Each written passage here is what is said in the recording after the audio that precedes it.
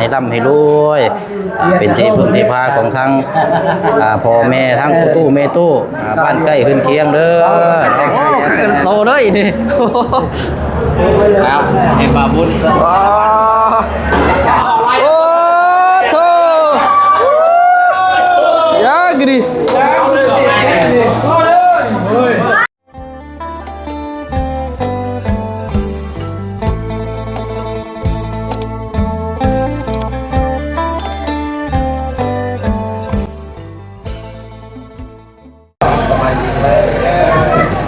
พี่น้องเนาะสายๆเนี่ยจังน้อยเด้อพี่น้องเนาะมื้อนี้ก็มาอยู่หน้างานหรือว่าอยู่หน้าบ้านของทางครอบครัวของทางน้องแต่งจริงน้องพี่น้องเนาะถือว่าเป็นมื้อดีมื้องามมื้อสันวันดีเนาะสำหรับทางครอบครัวของทางน้องแต่งจริงบ้านเฮือนซานนี่แหละพี่น้องเนาะก็ถือว่าโอ้ยเนาะดีใจนำสำหรับทางครอบครัวของทางน้องเพิ่นเนาะพี่น้องเนาะไล่มาแต่เริ่มต้นศูนย์ตั้งแต่เขาเข้ามาแรกๆกะมีแต่เสาเนาะพี่น้องเนาะหลังจากนั้นกะเดือน2 เดือนถัดมานี่แหละพี่น้องเนาะไวพี่น้องเนาะเรียบร้อยบัดนี้พี่น้องเนาะก็เป็นมื้อดีมื้องามอันนี้ก็ต้องขอมุกขอบใจเนาะขอบคุณขอบคุณทางผู้ใหญ่ที่ได้สดซอยทางครอบครัวเราเนาะพี่น้องเนาะแล้วก็ที่ได้มองเห็นหลายสิ่งหลายอย่างเนาะจนทำให้ภาพหรือว่าเสียงที่เขาเห็นในมื้อนี้ก็เกิดขึ้นเนาะพี่น้องเนาะเอามื้อนี้ก็ทั้งบ่เสียงเนาะในนามตั้งหน้าหรือว่าในนามสะพานบุญเนาะก็ได้มาแสดงความยินดีนำเราก่อนมื้อนี้พี่น้องเนาะก็สิจะสายเนี่ยจักน้อยพี่น้องเนาะก็เจ้าก็ผู้ไปผู้เมื่อผู้มาเนี่ยไปเวียกไปงานเนาะพี่น้องเนาะ9 โมงปลายสิเข้า10 โมงแล้วในตอนนี้กับพี่น้องเนาะแต่ว่าก็ทีมงานหรือว่าผู้คนเนาะก็ทยอยไปมากครับเนาะพี่น้องเนาะมาแสดงความยินดีนำเนาะพี่น้องเนาะเอาเบิ่งน้ำกันเอากราบทักทายสบายดีและสวัสดีพ่อแม่พี่น้องเบิดสุขุสุคนเด้อพี่น้องเนาะพบเจอกันอีกคือเก่าคือเดิมพี่น้องเนาะเอาได้เนาะจังใดก็ขอให้เป็นมื้อดีมื้องามมื้อสันวันดีเนาะเป็นเฮือนค่ำเฮือนคูนอยู่แล้วก็อยู่ร่ำรวยเนาะบ่ให้คัดบ่ให้คล่องให้มีแต่ความสุขความเจริญในหน้าที่การงานในครอบในครัวเนาะพี่น้องเนาะเอาแล้วบัดนี้พี่น้องเนาะก็ไปเบิ่งน้ำกันเนาะหลายคู่หลายคนมามื้อนี้ว่าทางน้องป๊อปได้พี่น้อยทางน้องป๊อปเนาะได้เชิญมาโอ้โหทางเจ้าภาพเอาสบายดีเนาะโดยใช้อันพักผ่อนอยู่ใช้น่ะในบ่โอ้อันเอาไม้อันให้ทางเพิ่นก่อนได้เอาเดี๋ยวสิเข้าไปผูกแขนทางน้องแต่งจริงก่อนเนาะแล้วก็จังสิออกมาโอลมพูดคุยเบิ่งน้ำกันเนาะพี่น้องเนาะไปเนาะโอ้หน้างานเนาะกระเบื้องแล้วก็ไว้ในนี่พี่น้องเนาะเป็นน้ำมืองามยำดีมันไปเนาะมือดีมืองามก่อนถึงเด็ก600 ล้านได้มือนี่โอ้ขังแล้วเนาะเกือบเพิ่นมีเลขเล็ดเลขยังพอได้600 ล้านก็เป็นไปได้พี่น้องเนาะเนาะแตกต่างกันหลายพี่น้องตั้งแต่มามือแรกจนฮอดมือนี้เนาะเพิ่นก็ใส่ผ้าของผ้าคอนจะปีเนาะ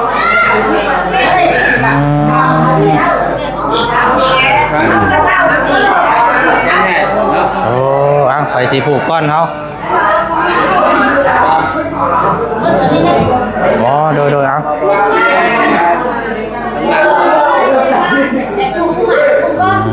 เดี๋ยวซองมาก่อนเนาะสิเป็นมะพร้าวเนาะมะกล้วยแบบเดียวกันพี่น้องเป็นมาให้แบบเดียวกันแม่นแล้วว่าสิปลูกสภาพเป็นก้อนมาให้เสียปลูกให้เจ้าก่อนละอ๋อเด้อเอาอาจารย์รบกวนเด้อโอ้ยเอาพี่น้อยเดี๋ยวสิปลูกแขนในทางน้องแต่งจริงก่อนเนาะ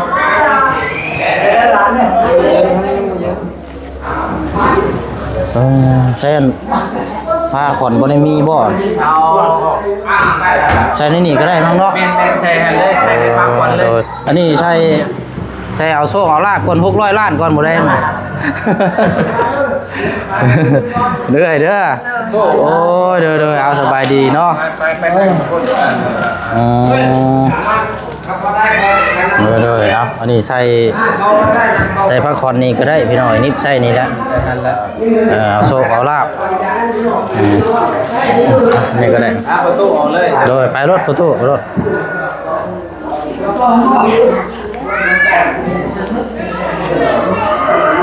เพิ่นจนสิแล้วบ่แล้วนี่เนาะ ข้าวนี่3 มื้อเด้อจังกินเด้อ แม่นแล้ว จังเอาลงไปหาผ่ากินเลยเอาจองไว้เด้อเอาไปบอก ไอ้ทำงานเลย แม่3 คืน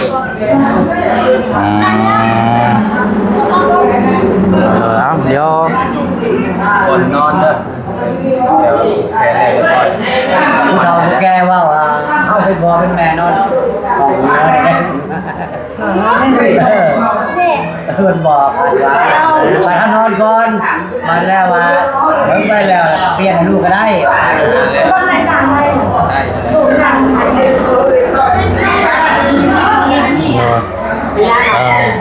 เอาควันนี่3 มื้อบ่ได้เนาะจังสิอันนี้ได้ 3 มื้อเดี๋ยวเงินเอาออกไปเลย เอาเงินเอาออกเบิดมื้อนี้เลยเงินน่ะ เอาออกไปเลยจบว่าคนแบบนี้พวกไก่พวกยังเอาออกไปต้มเลยไปอะไรไปชั่วกินเดี๋ยวมันถึงเน่า เดี๋ยวเอาซะเนาะมาเดี๋ยวทางน้องแต่จริงก็ได้เนาะเอาเป็นตัวแทนเลยเพราะว่าเป็นอันน่ะอุ้มสู้ทางครอบครัวเนาะเอาให้คนนี้ให้คนนี้ให้คนนี้ดีกดเข่าเด้อเอาเนาะเป็นมือดีมืองามมือสันวันดีเนาะให้มีแต่ความสุขความเจริญเนาะเฮือนซานหลังใหม่ก็ให้อยู่แล้วก็มีแต่คำแต่คุณให้อยู่ให้โชคให้มันให้ร่ำให้รวยเป็นที่พึ่งที่พาของทั้งพ่อแม่ทั้งตู้แม่ตู้บ้านใกล้เฮือนเคียงเด้อเนาะเอาให้มันให้ยืนให้อยู่ดีมีแฮงให้เป็นผู้ฮู้ผู้ดีบอกง่ายสอนฟังเด้อเอาถูกเอายินดีนํเนาะ งานเลยลูกได้ทีมงานเลย บ่ใส่เงินก็อย่าได้ล่ะบ่ใส่เงินก็อย่าเอาแต่ผ้าก็ได้เด้อ ได้ก็ได้เลย เอาโอ้ยเนาะใส่แขนยาวมาซ้ำเอาใส่ผ้าผูกแขนก็ซื้อก็พอเด้อบ่ใส่ก็อย่าบ่ใส่ก็อย่าเด้อเอา ช่วยจนทำอะไรเนี่ย เอาไข่เนาะโอ้ เอาจะพ่อใส่ข้าวหน่อยนึง เอ้ใส่ไข่มาคำแรกค่อยก็คิดเห็นได้เด้นี่ฮะเนาะโอ้ยเอา เปรี้ยวอิ่มรส มาเด้อคนมาเสียงคอยมาเสียงสุขภาพแข็งแรงด้วยคือจิตยังก็คอยเรื่องเรื่องไว้ 100 ปีบ่ ถูกเนาะเอาขอบใจละลายเนาะ ไปเบาเสียง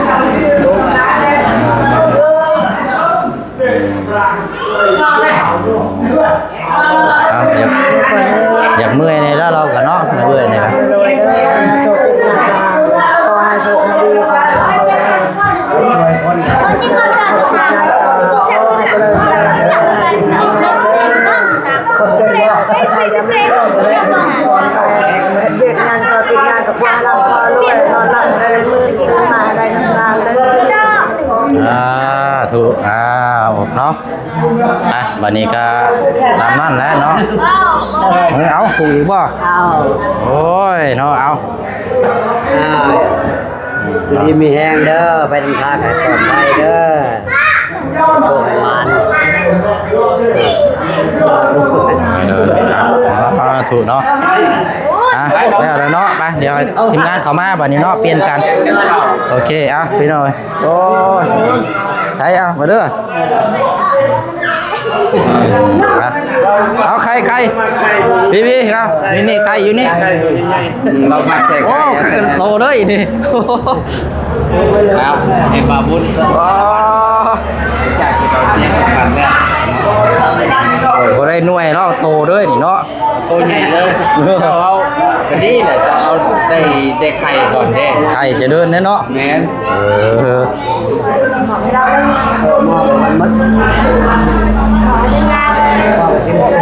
เก่งแล้ว เอา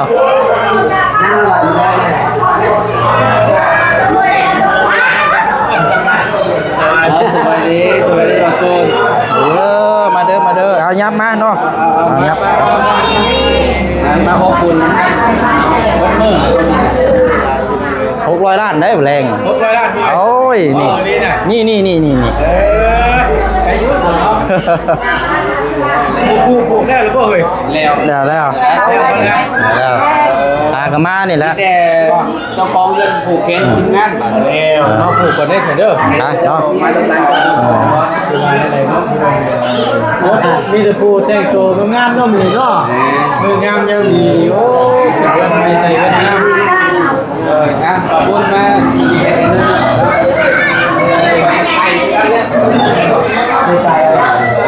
ทางอาจารย์เนาะเจ้าภาพใหญ่เด้นี่พี่น้องภาพใหญ่ ภาพใหญ่เห็นตัวใหญ่เลย เนาะ 3 ตัว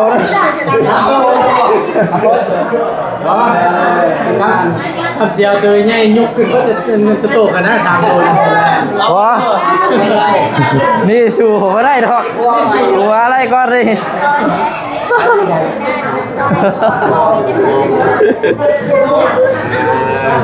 ขอบใจหลายๆ หน้าบ้านแล้ว เพียงกินน้ำกัน โอ้ดีเด้ได้หน่วยมันนี่เด้นี่เด้ได้แล้วนี่หน่วยเกิดคอนไก่เด้นี่กินน้ำกัน ไปใส่ คนเก่งเลยจังเลย เอา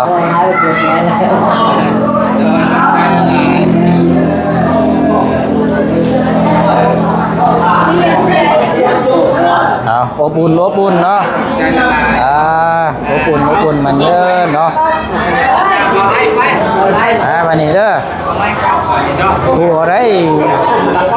โอ้โธ่ยากดิโอ้ถามเลย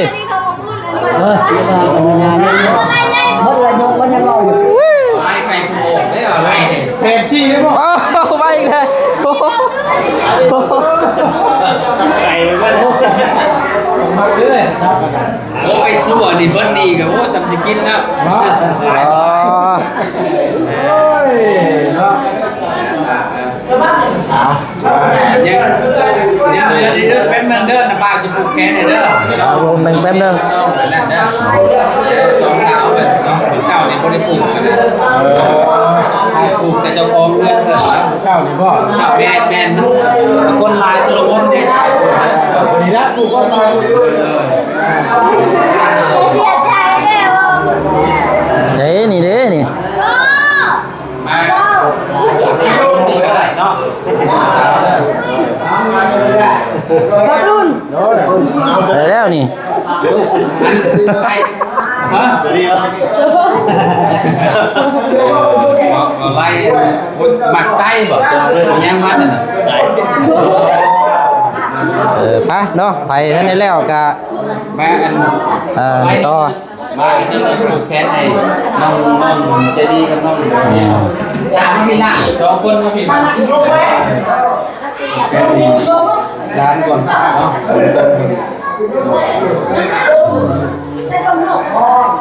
เอาเนาะ เราเพื่อนมาพี่อยู่เช้าเลย มา จังหน่อยมาอีกบ่เนาะโอ้ยบรรยากาศขึ้นบ้านใหม่เนาะเบิ่งพี่น้องเนาะขึ้นซานดูพี่น้องมีอยู่ 2ห้องเนาะ2ห้องนี่จะเป็นโซนห้องโถโซนห้องโถพี่น้องเอ้ยมาเลยเนาะมาชมบรรยากาศข้างนอกพี่น้องเอ้ยเนาะกินข้าวกินน้ำน้ำกันเอาไป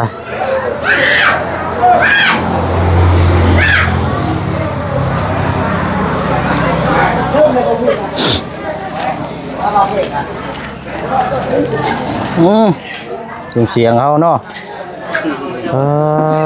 เอาบริมือได้มาจักนี่บ่โธ่นอนอยู่น้ำเมื่อยเพิ่นนี่บ่อ๋อโดยเอาเนาะสบายดี บ่ได้เมื่อตั้งแต่เมื่อวานแต่เช้าวัน อ๋อเนาะเอาฮ้อนแน่เนาะไปหน่อยอันนี้เพิ่นเมื่อเบิดหรือบ่หรือว่าท่านได้มานี่เนาะมาโบราณบ่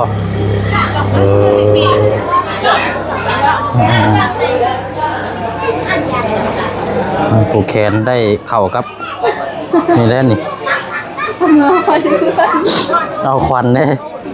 อันนี้แล้ว600 ล้านอันนี้แล้วแรงเหนียวรอดนี่เอาไว้นี่ เอาไว้ซ้ำมือเด้อมาฮะเอาไว้ซ้ำมือเด้อ อันนี้แหละนี่ไกล ซ้ำมือเด้อพอเพื่อนเอาไว้ซ้ำมือ เอาไว้3 มื้อว่าจะ3 มื้อแล้วกัน600 ล้านเนี่ยจนบ่แก้เลยแล้วบูชาเลยแล้ว คนนอนอยู่เลยกิน เอาทางน้องป๊อปนี่มานำบ่บุญบ่ล่ะ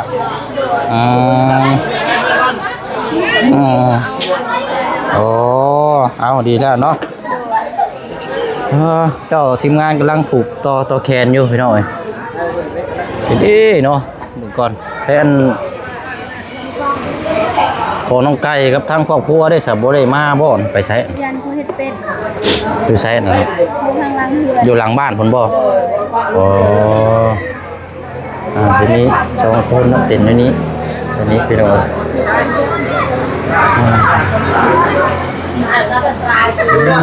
ฝนตกแล้วบัดฮ้อนอันนี้เนาะโอ้โดยเอาเนาะหากมาบ่มาแต่เช้านี่มาแต่เช้าทำลุ่มเลยนวดเลย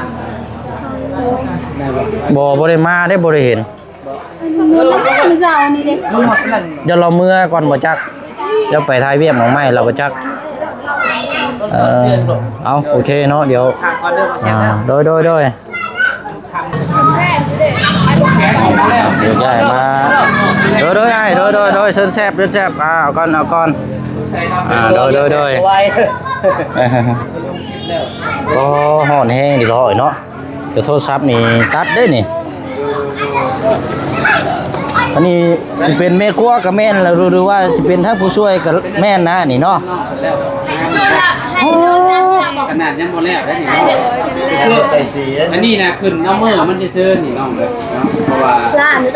ผ่าถามมันเลยมือไปแล้วยันมันขึ้นบ่ได้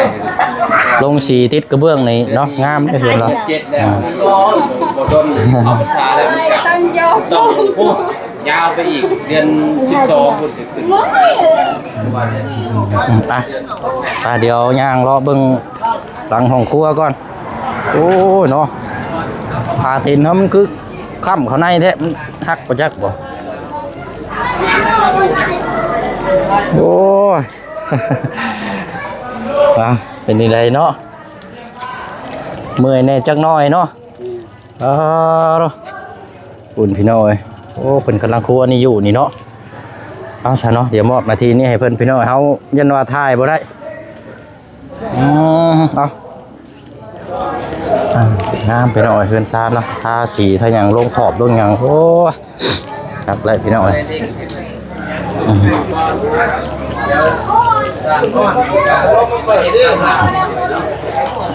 ลงไปเราลงบ่เลยเด็บหูโชคดีมารุ่นมาผมมาแล้วคือไม่กล้องไม่มาครบทุกอย่างแล้วเนาะเดี๋ยวแต่ทราบ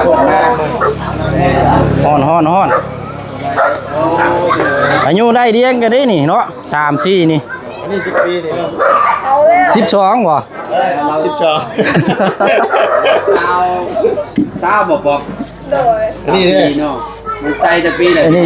14ปีนี่ เท่าไหร่ 3เลยอันนี้ก็มีโตสุดอันนี้เนาะ อืม 14สูงแล้วเอานี่ได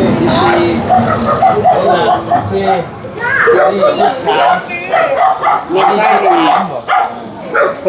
ยังนะ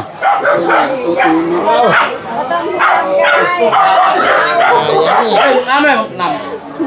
อันนี้คนที่ทำเสียงเด้งลงเลยใช่ป่ะแม่นเบรกเนาะเบรกแม่ พาเครื่องเสียงก่อนมันฮ้อน เลงมันมืด เดี๋ยวเครื่องเสียงนอก รุดไปทางแล้วเนาะ มา ไป กินข้าวบ่ ไปเห็นแล้วคนอัน เอากันมีแต่ เรียบร้อยได้นี่เนาะเออ ตั้งหมู่บ้านกินเนาะ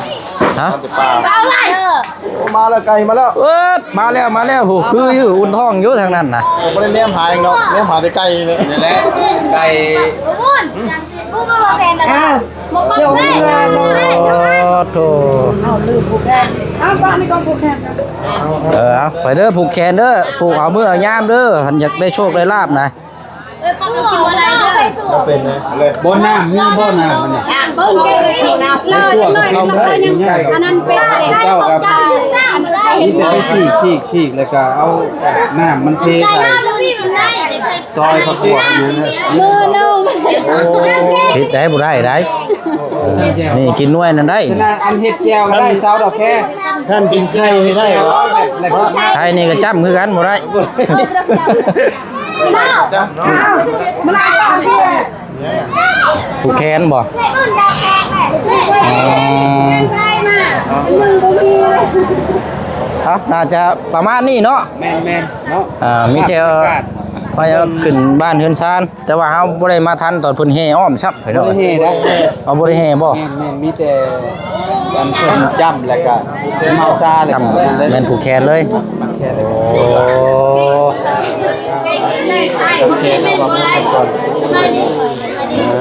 ได้นี่มือดีมืองามได้มือนี่น่ะเอารถเบิ่งรถนี่เฮือนหลังใหญ่ครับเห็นบ่นี่โอ้เอามีใครนำพอดีค่อยกะ คอมเมนต์มา ขออนุญาตเด้อ คือว่าแบบเป็นตัวโอเคเป็นย่อมาอยู่กัน ดีเด้อนี่เกือบครึ่งล้านบาทเนาะเฮือนเนาะ แม่ การสร้างบูรณะโอ้น้องก็แค่ผูกแขนให้ถูกเนาะบ่ขอบใจละลายครับ เด็กเต้นบ่ น้องดอกแค่เป็นบัตรแค่ให้ อ่อนกระแมน ยิ้มแล้วบ่ท่านยิ้มแล้วบ่ ไปตามนั่นแหละบัดนี้พี่น้อยเนาะเก็บภาพบรรยากาศเรียบร้อยเนาะเอาเดี๋ยวอันเบิ่งหน้าเฮือนซ่านแล้วก่อนพี่น้องเนาะกะนี่แหละเนาะเป็นเฮือนทรงโมเดิร์นเฮือนนี่ขนาดนี่ใหญ่พี่น้อยเนาะเนาะเอาเนาะกะนี่แต่ว่าให้ค้ำให้คูณเฮือนซ่านหลังใหม่ใส่หญ้างามอยู่แล้วให้มันให้ยืนให้โชคให้มานจับหยังทำหยังก็ขอให้มีแต่เงินแต่คำเนาะจับใช้ไปครัวก็ให้มีแต่เงินแต่คำไปหน้าเมื่อหลังก็มีแต่แนวดีข่าวดีเนาะเอาให้คำให้คุณทางเจ้าของเพื่อนชานแล้วก็ทางผู้ใกล้ผู้ขึ้นเคียงเนาะผู้ไปผู้มาผู้ไปให้ร่ำให้รวยน้ำกันบุตรสกูสุกคนเด้อเนาะเอาเนาะลาพี่ลาน้องไปก่อนเด้อเนาะมือดีมืองามมือสันวันดีลำไปรวยพ่อกันในคลิปหน้าคลิปนี้ไปแล้วเด้อพี่น้องเด้อเนาะสบายดี